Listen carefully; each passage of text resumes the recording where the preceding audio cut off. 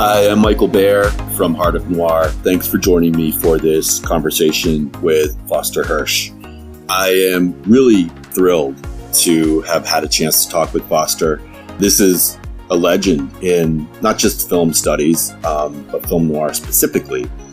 So Foster, for those of you who don't know him, and if you're a film noir fan, you probably do, but he has been teaching full-time in the film studies department of Brooklyn College since 1967. Yes, you heard that correctly. And that's not even his first teaching job. So he has been around. He grew up in the 50s, which is why his latest book is focused on Hollywood in the 50s, because he considers that his kind of personal decade of growth. But he was around then and speaking to people in Hollywood in the 50s and writing about it. He has published more than a dozen books on film and film theory, including an in-depth biography on Otto Preminger. And the book that really put him on the map for film noir is called Film Noir, The Dark Side of the Screen. It was published in 1981, and it's mandatory reading for any film noir fan. It is even still in print, believe it or not. I've had it on my shelves for decades. I refer to it regularly. And it is the first book written by an American that really explored film noir, aside from the Film Noir Encyclopedia, which was published a little bit earlier.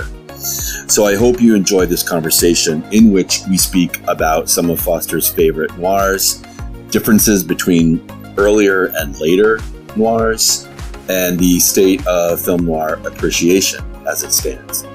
So without further ado, here is my conversation with Foster Hirsch.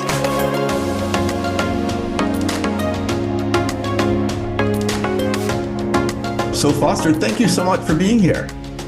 Thank you. Thank you, Michael. Happy to be here. Of course, I want to start by talking about the book that you have just recently published, Hollywood and the Movies of the 50s, The Collapse of the Studio System, The Thrill of Cinerama, and the Invasion of the Ultimate Body Snatcher, Television. Quite a compelling title there, Foster. But I guess my first question is, why did you had never, as far as I know, you had never published a book about a specific time period, like choosing a decade. Why did you decide to choose a 10-year period to focus on at all? Well, fair question. It's because I think of the 50s as my decade. That's when I grew up. That's when I started going to the movies. That's when I first realized I loved the movies. And I feel, though unconsciously, I had begun writing the book during my first movie-going experiences as a kid. So I grew up with movies in the 50s, but I grew up myself as well. So the changes of the 50s in many ways reflected my own changes. In other words, I felt a personal connection to the decade. And I also felt defensive. I felt that the decade had been misunderstood and dismissed by people who were not there. I was there, as reduced to a set of cliches. And I wanted to address those stereotypes and present the 50s as a more complex, nuanced, difficult, but extraordinarily important transitional period in movies and in the national culture and history as well. And so the book, I hope you'll agree, is not just about movies, but it's about movies as a reflection of the era itself. Yes. And now I'm on my part two, the 60s. But as I'm reading other books about the 60s, every single one of them takes a condescending and I think stereotype-ridden approach to the 50s, dismissing it, dismissing the era. Unfair. It's a kind of labeling that's too specific and it's based on other considerations. The 60s wouldn't have happened without the 50s. The roots of the 60s are in the 50s. And I tried to develop that thesis in the book. So interesting. I mean, you could also say the same for just the perception of the 50s in general, right? Oh, the 50s in America, leave it to Beaver, white picket fences, Eisenhower era. kind of, boring and conservative. That is such a gross oversimplification. It's not that all of those things weren't a part of the culture, because stereotypes do have sometimes, almost often, a basis in truth, to be honest.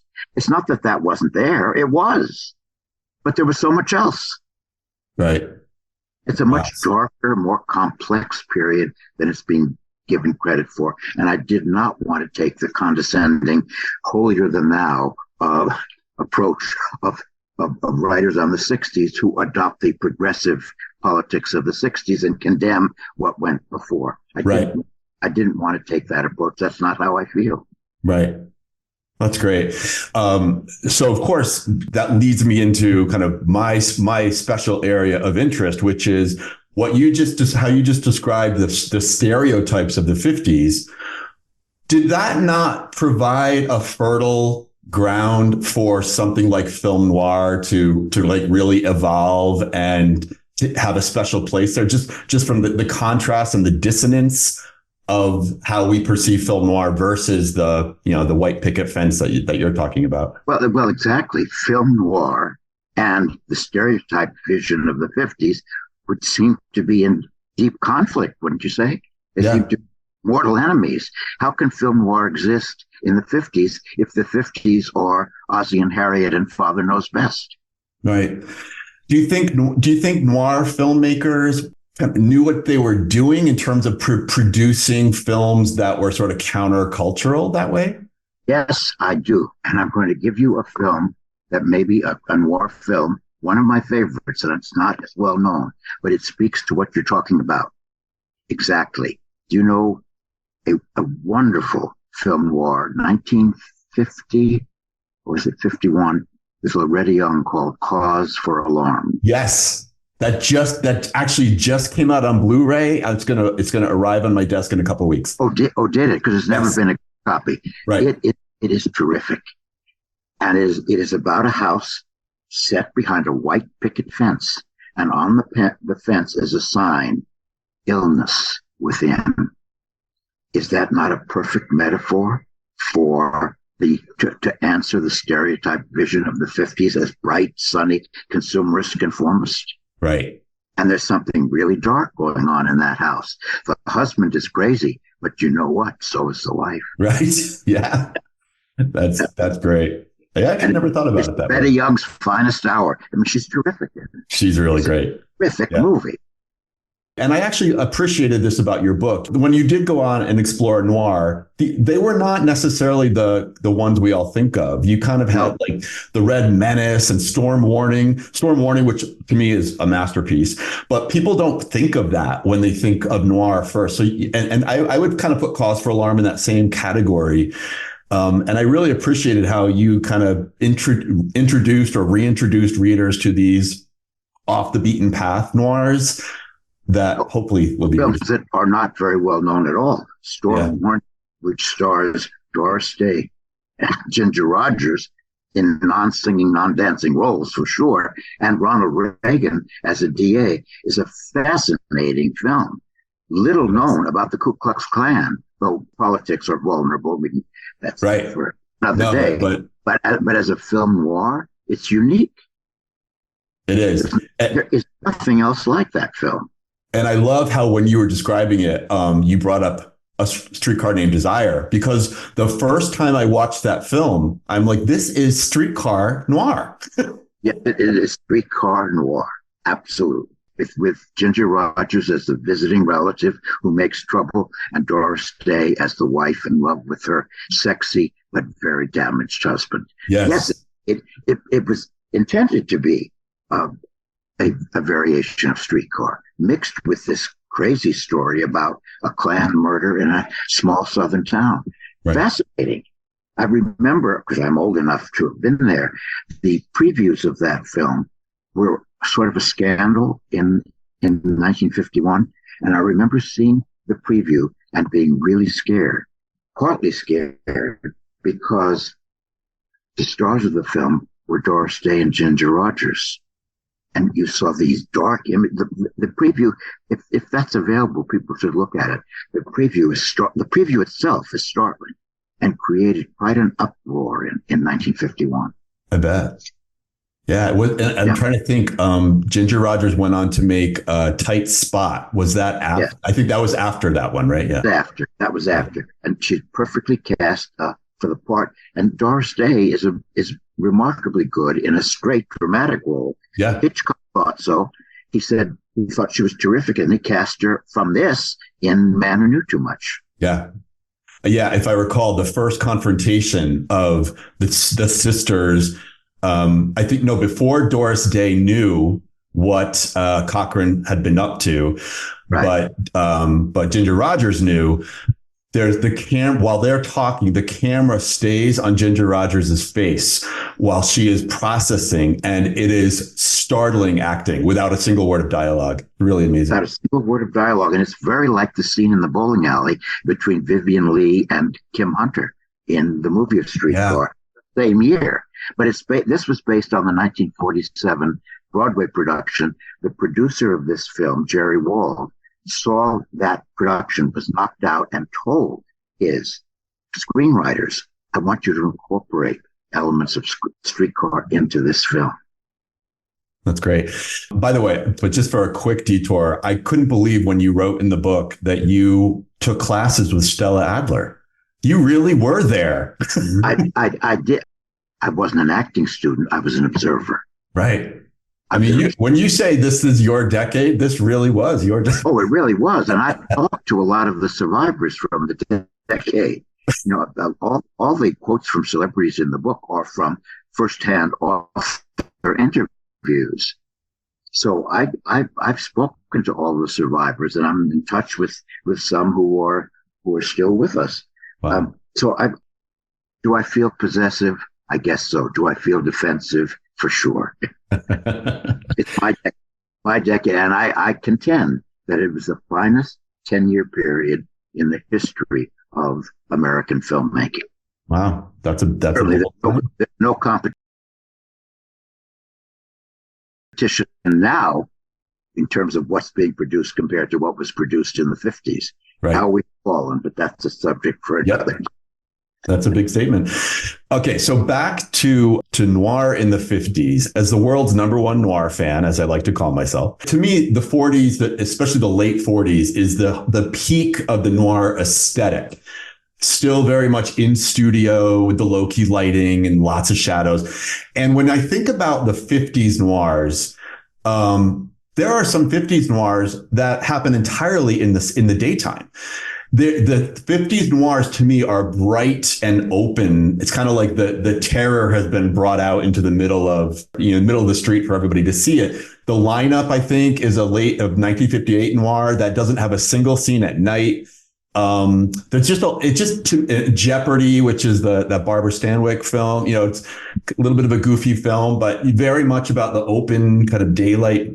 To me, there's a very stark contrast. Do you see that too? Oh, absolutely. Absolutely. And what you're saying is very relevant to our film of the moment, Cause for Alarm, which is set in everywhere American suburbia, location shooting, real streets, real houses, no darkness. The texture, the visual texture you're talking about changes for a number, not for all of them, but for a number of them. Right. So again, as you know, I'm very subjective here, of course, but the 40s look was so brilliant and beautiful in my view. But it doesn't disappear entirely. You're right, Michael. If you put me against the wall and said, "What's your favorite film noir of the '50s?" I would say Sudden Fear, and that then becomes high art version of the 40s aesthetic that you're talking about. You're right. The hero and the shadowed lighting, and that climax through the darkened streets of a real downtown San Francisco is noir at its most powerful, I think, in terms of the lighting and the treatment of the city at night. Yeah, and the alienation. There's like no one out there with her. Yeah. Yes, a powerful representation of the tropes that you're talking about. You're right. But here, carried to my mind to almost a climactic level in 1952. Right. Do you think, I mean, did the fact that they kind of got away from some of the traditional noir aesthetic, black and white aesthetic do you think that was a stylistic choice, or do you think it was more about economics, or what? I think it was part of the movement in the post-war period to offer audiences something new. And so there was a trend toward location shooting for other genres as well. Mm. That location shooting opened up films in a way that the old studio aesthetic didn't allow for. Okay. I think it's one of the ways that the studios expanded their palette and the range of their offerings. Right. They still shot in the studio a lot, but there was so much more location shooting. Right. Another distinction between the 40s and the 50s, because obviously those are the key noir decades. Is it an oversimplification to say that World War II had the greater influence on the 40s noirs and the Cold War had the greater influence on the 50s noirs? Or do you think that's too simple? No, I think it's accurate. I've always felt that 1940s film noir, in a sense, they were war films. Mm. They were responses to the war, whether literally or metaphorically, but they were war movies. Yeah. And the realignment of roles, the fear of powerful women, which is percolates throughout the classic era of noir. That changes in the 50s. The femme fatale of the 40s disappears by and large in the 50s. She's there, but not in central roles. Instead, I think that character type is replaced by a subgenre I like a lot, the woman in jeopardy format. It's a cause for alarm, jeopardy. Sudden fear. A guilty pleasure favorite of mine is Julie with Darcy. I love it. I don't care what anybody says. I love it.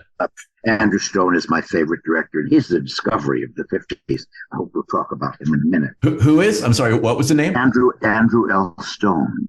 Oh, yes. A whole series of noir thrillers in the 50s that are second to none. The Steel Trap. Steel Trap is a great film. Yeah. But Highway 301. Yes. Julie. Cry Terror. The Night Holds Terror. Right. The Decks Ran Red. I love that one. I mean, he's terrific. He started out making musicals and comedies, and he ends up in the 70s with The Great Waltz and The Song of Norway. Couldn't be less noir. A fascinating figure because he had the longest life of any American director. I think he was 98 or 99 at his death. Wow. Unsung hero, Andrew L. Stone. Yeah. Fabulous filmmaker. He had his own touch on film noir. He hated studio. Location. I love that you brought up the Decks Ran Red because no one ever brings that up in the noir context, but it is a wonder. To me, there's a category called nautical noir. It's actually one of my favorite subcategories of noir. And it is a perfect example of nautical noir, not to mention the cast. It has like a brilliant noir cast. It's a terrific unsung film. Yeah. And Steel Trap, which you mentioned, is, I think, just now coming into its own. Yeah. It's large. I've shown that wherever I could, and people didn't know it. But I think it's becoming known. Good. That has a DVD, doesn't it? Isn't there a first-rate DVD available for Steel Trap? I'm not sure if it's on DVD. It's definitely not on Blu-ray. It might have some kind of release on DVD. Yeah. One of the things that I love that you said in the book, I don't know if I have these words exactly right, but you said noir was too important to suffer sudden rigor mortis. And I love that. About the early 60s, there's some good end of the trail classic noir, Experiment in Terror. That could have been made in the 50s. That's terrific. It is. There's nothing 60s about it. It could have been made in the 50s. It has the location, shooting, right. It has the taut construction, woman in jeopardy. It has all the highlights of the 50s noir as I've been defining it. Yeah. And of course, would you agree that the old classic noir sort of comes to an end in 1967 with Point Blank, which is like the beginning of the neo-noir movement, very self-consciously overturns a lot of the narrative and visual and character patterns of the classic noir era. Right. Yeah, I fully agree. And of course, Cape Fear is often also gets overlooked a lot, but Cape Fear, the brilliant film. You could argue it's not it doesn't perfectly fit the noir definition, but I think it's I think it does. No, I disagree. I think noir is often about a middle class family that's invaded by crime, and that's the setup of that movie. Yeah. I think it does fit, and it's 1950s noir, though chronologically in the 60s. Right. So historians like to be very precise, but we can't be, because the 50s didn't end on December 31st, 1959, neither in movies nor in real life. Right.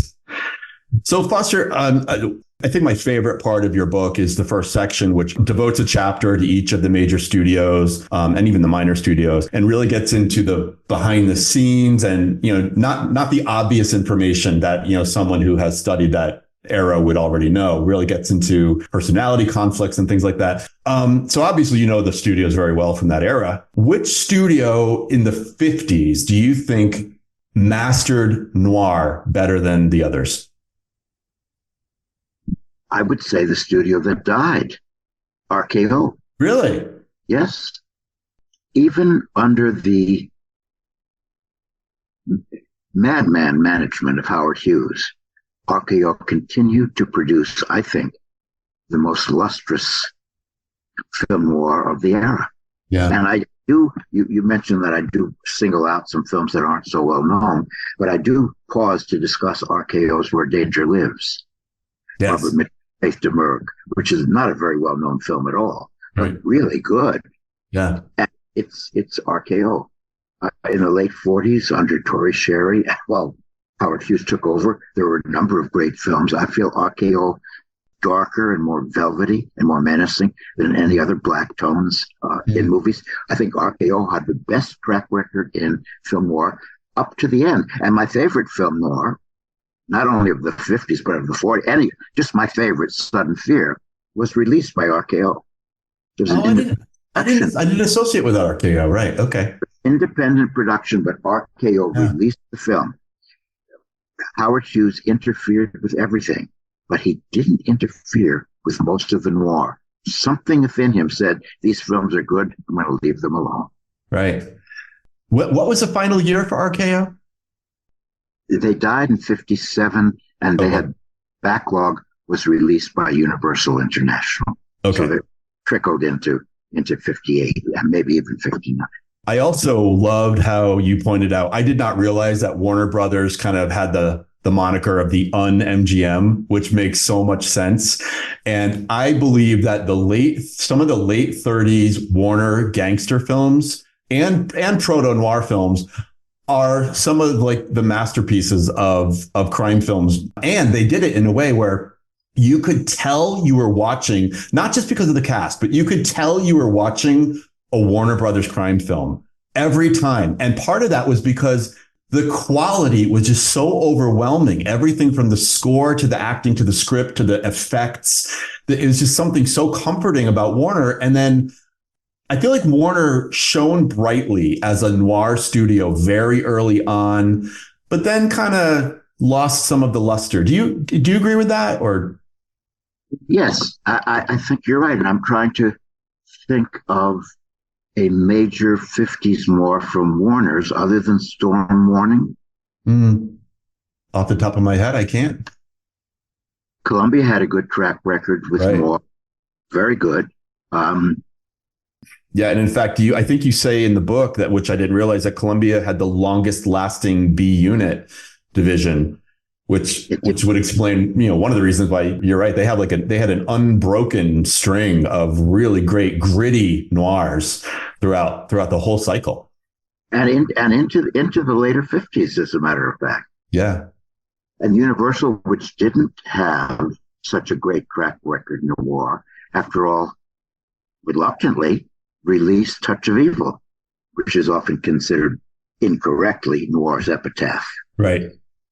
Touch of Evil is the end. It's a great film. and it's in Orson Welles' Carnival. Right. But what do you do with Odds Against Tomorrow from United Artists in 1959, which is one of the great heist films? Yes. That doesn't fit into the historical divisions that people like to make this for convenience and ease. You're right. That's a and classic. I think the race relations angle to Odds of Tomorrow almost like sets it up for a 60s more like socially conscious crime film too. It's really an interesting film. Yes, that is true. But one of my defenses of the 50s is that in the late 40s and the 50s, Hollywood did not ignore race issues. There are many films that take what were for the time progressive attitudes toward race. So Odds Against Tomorrow is not some unique, lonely beacon. It's a part of a series of films that discuss what do we do with the Defiant Ones? Right. Pity in 1949. For all their faults, and we're in a different place now than then, the subject was not ignored. Right. Yeah. But certainly Odds Against Tomorrow sets up nicely for the next decade. And it is sort of fun to speculate that the last classic noir of the 50s ends in an apocalyptic explosion. Yes. It's such a brilliant scene. Yeah. Wow. Hadn't thought about that. Apocalyptic explosion of 1959 echoes the explosion at the end of White Heat in 1949. Yes. You're right. A Warner Brothers gangster movie. Right. Those are the bookends. Those are the bookends, yes, for your decade. Yes.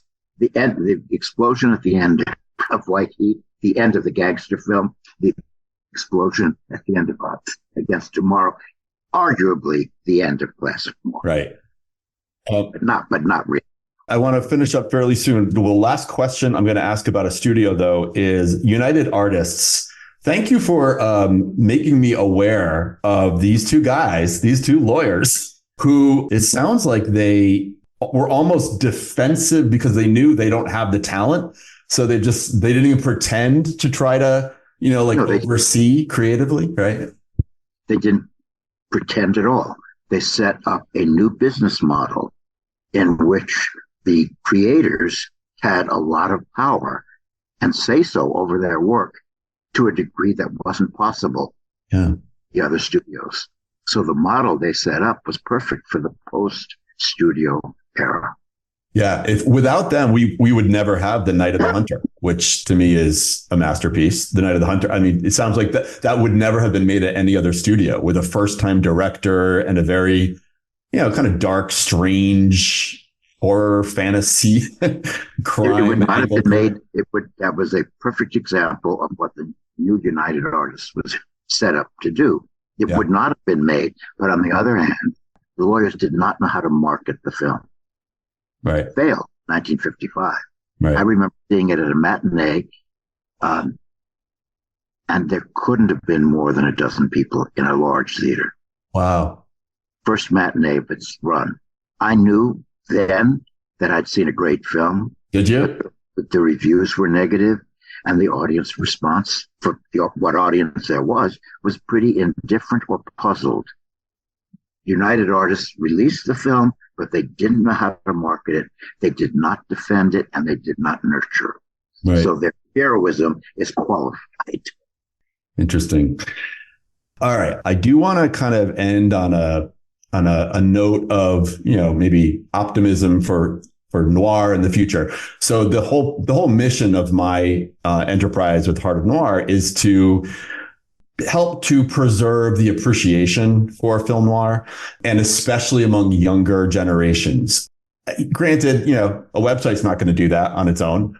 First of all, what is your prognosis for the future of appreciating film noir? Do you think 100 years from now, film historians will look back and still believe it was a great creative cycle? Do you think it will fade? Do you think it will get stronger? And then within that, how do we make sure it doesn't fade? Well, noir is doing better than any other kind of film from the studio era Hollywood. Noir has wonderful groups that supported the Film Noir Foundation, founded by Eddie Muller. I serve on the board of directors, I'm happy to say, has been a wonderful custodian of restoring noir, preserving noir, and screening noir at Noir City festivals throughout the country. Audiences have grown. I host festivals in cities each year, and I noticed that the audience size is growing. More young people and appreciative young people. Mm-hmm. So I think the future of classic films bodes well right now, in the sense that younger people, for the series at Film Forum, for my book, 50 for the 50s, largely not old timers, largely young people came out to support films. Night of the Hunter was the biggest seller of the series. All young people moved, impressed by the film, huge applause at the end. When we screened the film at the 700-seat Music Box Theater in Chicago, hundreds of people came, over 600. They loved the film. Wow. And they're young people, not the people my generation. So I'm. Are these young people, because you teach in the film milieu. So were these young film school students, or do you think these were just young people generally? A and B. Okay. There were certainly film school people, but just young people interested in and open to seeing and appreciating classic era films. I'm thrilled to hear that. Repertory theaters are doing well. The Music Box is doing land office business post-pandemic. They know how to program. They know their audience. Film Forum, fabulous business post-pandemic. Younger people are coming out for the old films and enjoying them. Not just the film noir, but musicals, melodramas, westerns.